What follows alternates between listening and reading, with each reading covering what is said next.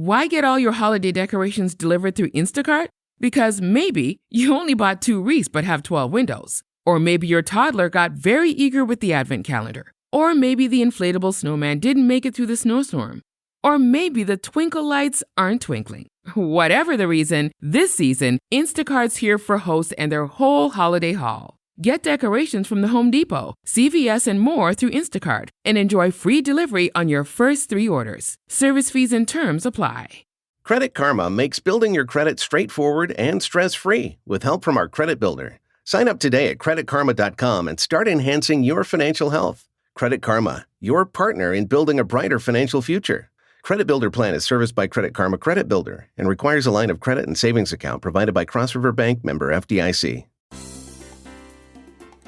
Congratulations! You've connected with the Pulpit Perspectives podcast. Join Reverend Doctor Kent Lundy as he connects with pastors where they preach, literally at the pulpit of their church. It's a point of view with purpose and personality that informs and inspires with real-life stories from great preachers you need to know. Your host is Reverend Dr. Kent Lundy. Let's join Kent at a pulpit with a fresh perspective from his guest preacher. Hello and welcome to Pulpit Perspectives podcast. I'm your host, Reverend Dr. Kent Lundy. Pulpit Perspectives podcast exists to create connections among clergy of the North District and their churches. I'm coming to you from the chancel of Crown Point United Methodist Church, sitting here with their senior pastor, Reverend Mark Wilkins. Good morning. Good morning. Hello. Good to be here. Doing great. Wonderful. So how long have you been pastor here at Crown Point? Just started my 17th year. 17th year. They have put up with me that long. It's amazing. What's the secret? I don't know if there is a secret. I think the secret is a really great, accepting, warm congregation that with an incredibly high tolerance for, I don't know, what we're doing here. That's good. All right. Okay, so what do you do for fun? What do I do for fun? First of all, what I do here is fun. I have the most fun in my job that I possibly can, but there's certainly a lot of stuff beyond that. Family. I was with my family last night, getting away, as I'll do this afternoon. My wife and I have a cottage near Warsaw, not far from where you live, actually. Getting away there, and then I have a great support group, a bunch of buddies, and getting together with that. Bears games are always a highlight, so I have a lot of fun. Bears games are highlights when they're winning? Yeah, but even the pain's good. I'd still rather be watching the Bears lose than not watching. That is the mantra of a diehard fan. Right? Yeah, it really is. You know, there's a certain, I don't know, masochism in that. But hey, we only played one game we've won so far, so we could put a pause on the season right now.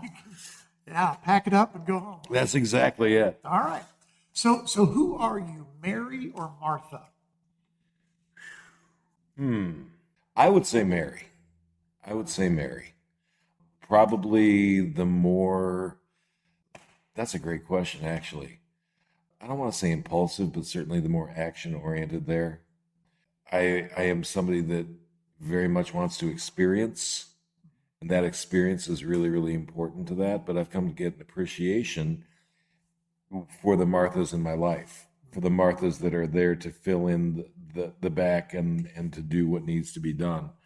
But I'm I tend to be the kite at the end of the string.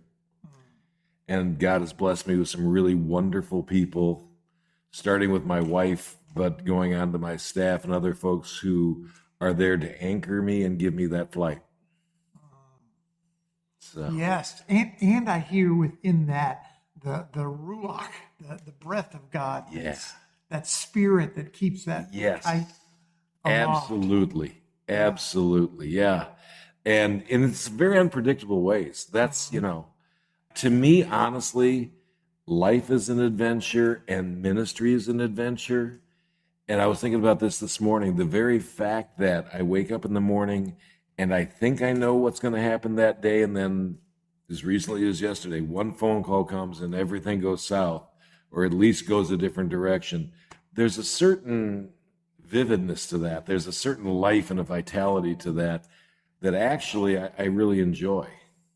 Well, and it follows through on the metaphor of a kite, because you never know, is the kite going left, right, up, down? Well, and Jesus said, you know what? It's like the Spirit. I don't know where it comes from. I don't know where it goes. You just ride it and try to enjoy the ride and be faithful to it. Is that a sermon series? The kite? That's a really great idea. To play with that kite metaphor.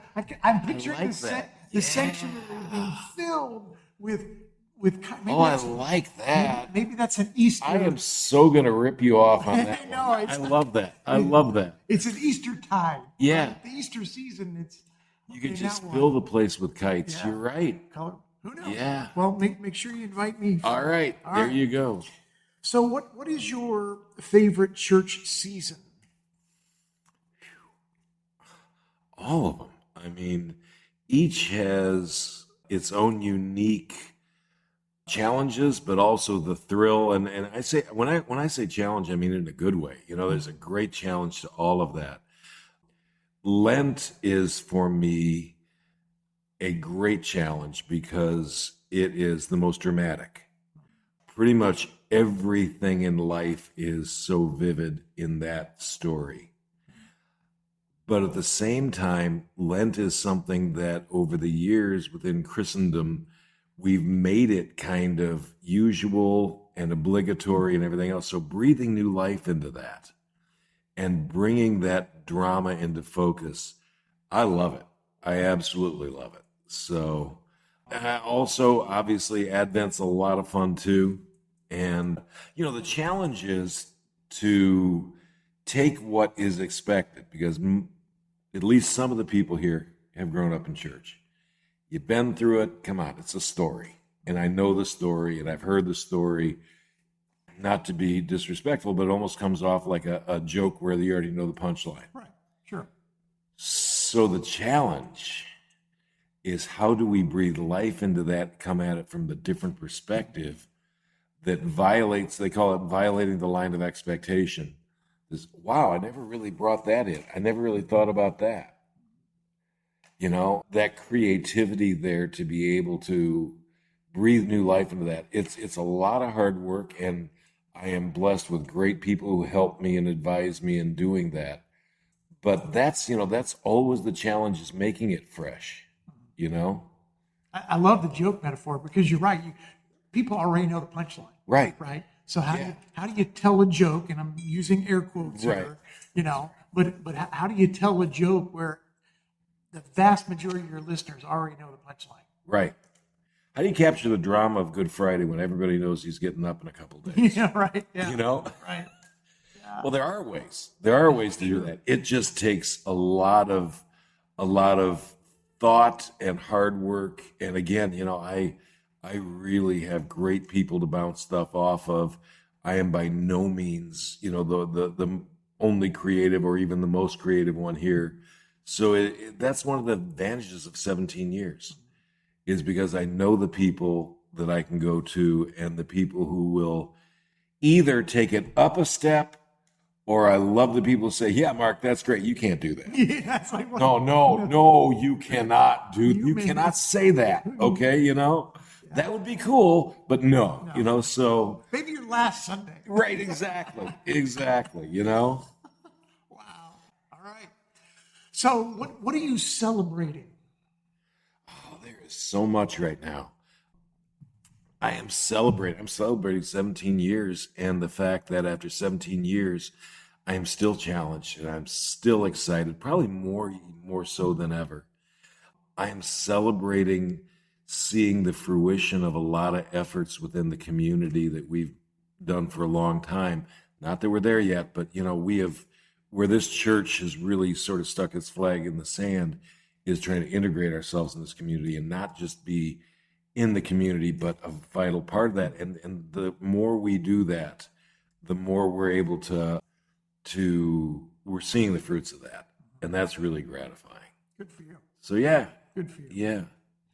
I'm celebrating the fact that after 39 years of ministry, I'm still having a ball. So what's the secret? Speak a word of mentor and wisdom to those just starting out of our listeners. that they're in year one and they can't imagine 39, maybe even they can't even imagine 39 months, let alone 39 years. Give them a nugget or two of insight. Wow, I'm not sure that I'm the wisest one to do that. I think I've just been unreasonably blessed. But I think part of it is you have to work to maintain that sense of adventure. That challenge is a positive thing, and always be able to reinvent. The ministry I'm doing now is nothing like the ministry I did 17 years ago here, let alone 39 years ago. And always keep it as fun as you can. And the other thing that I just live by is, we have this huge task, and it is a great heroic task. Take that very seriously, but never, ever, ever take yourself that seriously. I'll preach. Ministers, I hate to say, we're kind of prone to that a little bit. We can take ourselves awfully seriously, and sometimes for some good reasons. God frequently reinforces to me that there's very little about me that I take seriously. And that only makes me more grateful to God for what he can do, But that's a deadly sin, getting to the point where you're taking yourself that seriously. Which leads me into my next question. Who or what keeps you humble? Well, I would say ultimately God, but I think in a sense, I keep myself humble only because you can't live the life I do and not realize the mistakes that you make along the way and the things you say. Did I just really say that? Oh man, So the ability just to see your own humanness. So I think my own doofusness keeps me humble, but I also have great people that will, my wife and my daughter. Let me tell you, my 35-year-old daughter, she will call me on it in a heartbeat. And you got to be willing to listen. I love the people in my life who will hold me accountable, because often in that situation, while it may prick the ego, they're most often more right than I am in that moment. So, if you surround yourself with the people who are going to nod and smile and say yes to pretty much everything, it becomes an echo chamber. So I love to be challenged. I love it when people, ask the hard questions. And I guess that's humility, Well, what I hear you saying is you are a lifelong student of yourself. Yeah, I guess. And you have all these teachers, your daughter, your wife, the church, the God, whoever, yourself, all of them are trying to instruct their most prized students. I guess that's somewhere along the line. And yet when I hear you say that, I really try not to spend too much time thinking about myself. At the same time, I'm not a prime subject for my own consideration most of the time. Okay. Humility has been defined as not thinking less of yourself, but thinking about yourself less. And not that that's anything negative about any negative self-view there. It's just most of the time, let me tell you, I got 16 kinds of things to do, and I got these people who are really hurting and really need my attention, and I got, all that. Yeah, I'll figure out the me stuff later. Right now, I want to throw myself headlong into the fun stuff of serving and the fun stuff of being able to get things accomplished, but more than that, just be able to maintain the vision there of what it is. So honestly, I really don't spend a lot of time thinking about me. However, you're right. I am very grateful that there are people who are probably more right about me at any given moment than I am about me. Yeah, I know been there myself. Yes. All Yes. Right. So what is your go-to Bible verse? Oh man, so many of them actually. Just because of that plurality. Yeah, now you get me stuck on that one. I really consistently go back to John 21, And just because of the way that's phrased, where he says, hey, you love me? And what he says is, Peter, do you have agape? Do you have perfect love for me? And I love Peter's honesty. He says, yeah, I got a second best love for you. Okay, cool. Then go serve.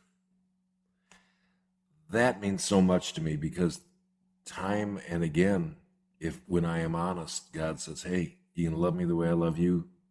Gonna try. Gonna fail. Cool. Then go serve me by serving somebody else, and we'll see where that takes you. That one is imprinted in me. It really, really is. Because of, okay, here we go, let's talk about me, but one thing I do know about me is that love is imperfect and frail and fragile, and boy, I hit the wall on a regular basis. And the amazing thing to that is that we have this God who says, okay, I'll take you for what you can give, but I'm also going to show you a way where you and I can go together. And generally that's going to involve getting dirty. And that's going to involve getting up to your elbows in serving me and getting inconvenienced and uncomfortable at moments. See what that does. So that may not be a typical Bible verse, but that's one that's just for a long, long time. Since college, when I first really looked into that and saw what that was really talking about, that one has impressed itself in me. That's a good one. Okay. So who encouraged your call to ministry? A lot of people. I was thinking about this. I really wish I had a great call story. Every minister needs a great, I don't have a great call story. I grew up in Maryville Methodist. And when I was 11, we got this new minister, Dick Crispell, who was just a ball of energy and who looked like he was having so much fun and who would tell you that he was having so much fun. As an 11-year-old, I'm thinking, fun? Me, that works. Fun was important. Fun is important. If that job is that much fun, I want to have that much fun. So from Dick Crispell, I learned a lot about the vitality of ministry. And then when I was a senior in high school, we got an associate pastor who is still one of my dearest friends, Dave Schramm, who I don't know if you know Dave, but yeah, Dave to this day is my mentor. Talked to Dave yesterday morning, as a matter of fact. And he is the one of such solid depth, of such utter humility. And in him, I can find that advice and that counsel and that prayer that, somewhere between those two is been, they're my cloud of witnesses. And there have been others. Sure. There have been others. Yeah. Amen. So if you only had one preacher to listen to the rest of your life. Yep. Dave Schramm. Okay. Next question. Yeah, no, and what's interesting is Dave and my styles could not possibly be more different. That's interesting. Yeah. Okay, because if you've ever heard him, it's like sitting down with dad or grandpa and not a lot of inflection, but it's the way that he says that he has you leaning in, where I tend to be spastic and all over the map and throwing dumb stuff in. Dave is the one that's just so solid. And every word has such value. That would be absolutely. That one's easy. Too easy. All right, got it. Dave Schramm. Yeah. All right. Well, next question. Going to ask you to pretend a little bit here. Okay. All right. So pretend you're going to go axe throwing. Oh, I've tried that. Okay. Well, okay. So you're going axe throwing, not up for debate, but you're going to take one person from the Bible to go axe throwing with you. I really like that question. Who's going with you? Okay. My first reaction is going to be Peter, because he seems like he would be a lot of fun to have with. Now, Peter, however, and maybe Peter resonates with me, he is the one I'm afraid I would end up with the axe sticking out of my foot, because things tend to happen around Peter like that. But I think that he would be somebody who would be a lot of fun. And again, into that moment, if you read Pete, He's always in the moment, for good or bad. I think he would be a lot of fun. I mean, I guess Jesus is the ultimate answer. Okay. All right, I kind of missed that one, but that's obvious, That's obvious, It's like the old joke. I don't know what the question is, but the answer's got to be Jesus, So, but Peter is somebody I think he would be a lot of fun in that. So what I really hear you saying is that not quite sure you'd hit a lot of targets. Right. But man, it would be We fun. would have a good time. Would be laughing. Exactly. And I really think there is so much laughter and humor in the Bible that is just sort of underneath the words there. I think that Jesus and Peter probably laughed a lot. We missed, we make it so sonorous and serious, and certainly there were those moments, but these were young middle-aged men out on the road. Jesus and his buddies, when you get together with your buddies, there's got to be a lot of laughter. There had to be that kind of camaraderie, and I think Pete would probably be a lot of fun in that. All right, okay. Until the axe goes into my foot. Yeah, well, or he catches your ear. Right, exactly. That's more likely. Oops. And I let's just full disclosure here. Just over the 4th of July weekend, I got a chance to go axe throwing. I don't think I hit the target once. I'm so uncoordinated. It was a cool thing to do. It was fun. I just looked like a complete idiot doing it. Okay. All right. Got it. Well, so what do you hope your fellow clergy know? When you think about your clergy colleagues, what do you hope they know? About? Yes. I'm intentionally being ambiguous. Wow. Yeah. How about this? And this is so important. What a privilege it is to do what we do. Amen. I wake up every morning with a sense of privilege. We don't have to do these jobs. We get to do these jobs. I am here at church at 5:30 in the morning. And some of it is because that's good work time, but some of it is I wake up in the morning and I just I get to go to work. That doesn't mean there isn't stress, there isn't bad days, of course, all that's with it. But more than anything, God has given us this incredible privilege to be able to do what we do, and the incredible privilege of getting into people's lives at the best and worst times. And the incredible privilege of doing whatever it is and getting our hands dirty and coming home at the end of the day exhausted. What a privilege that is. Man, if I get home at the end of the day and I'm bone tired and I can look at that and say, wow, cool. Let's do it again. Let's do it again. Exactly. What a ride. Yeah. Okay. Exactly. Well, I too hope they know that. Yeah. All right. Well, last question. Appreciate your time. Sure. When you think about the rest of your time, as senior pastor here at Crown Point, however long or short time that is, what 3 words come to mind when you think about your future together being their pastor? These are great questions. Passion. I will take passion over strategy any day of the week. Now, certainly strategy is a good thing. You don't want to go into ready, shoot, aim, which is my proclivity. But give me a heart. Give me a heart that's willing to get out there and try and fail sometimes and succeed. And the other thing is that selflessness, because one of the things, I have a dear friend who's a pastor in Tennessee, and he did a sermon series called Church of Jesus Christ, Get Over Yourself, because it's never about us. It's never about us. Church has this innate ability to very subtly slide into, it's about us.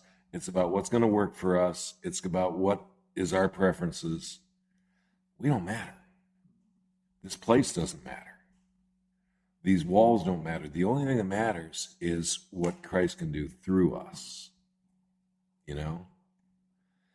And with that, I would say the third word is that vitality, that sense of adventure, because this is a great ride and we can't lose track of that. We have gone through so much, my gosh, with the things that have gone in within our denomination and all of that, and then COVID and all of that stuff. It's been a rocky boat, but in the midst of that, God has just proven how true he is. And he's not taking the day off today, last time I checked. There's that next adventure and the next adventure and the next adventure and what the heck, let's try this. Sure, let's go. Okay. Passion, selflessness, and vitality are going to be your three words. Yeah, I hope so. That you'll lean into and grow into. Yeah, absolutely. And that passion is the base of all of that, Again, we make mistakes around here, and we've tried stuff that has struck out huge. And I'm totally down with that. I'm totally cool with that. Because, man, we're never going to go for the safe bunt if we can swing for the fences. Keep swinging for the fences. I love it. All right. Well, Reverend Mark Wilkins, Senior Pastor of Crown Point United Methodist Church in Crown Point, Indiana, thank you for being a guest. Thank you so much. Thank you for having me. You're welcome. This has been Pulpit Perspectives Podcast, coming to you from Crown Point United Methodist Church. I'm your host, Reverend Doctor Kent Lundy.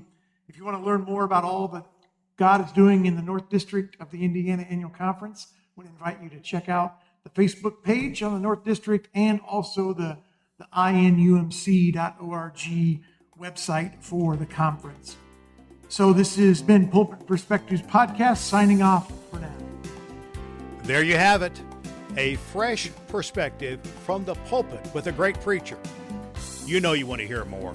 You can do just that by connecting with Pulpit Perspectives with Reverend Dr. Kent Lundy on Apple Podcast and Spotify, where you can like and follow the podcast. What's more, you can spread the good news about Pulpit Perspectives in your church and with your neighbors. Plan now on joining Kent at the pulpit, where you'll meet another great preacher on Pulpit Perspectives.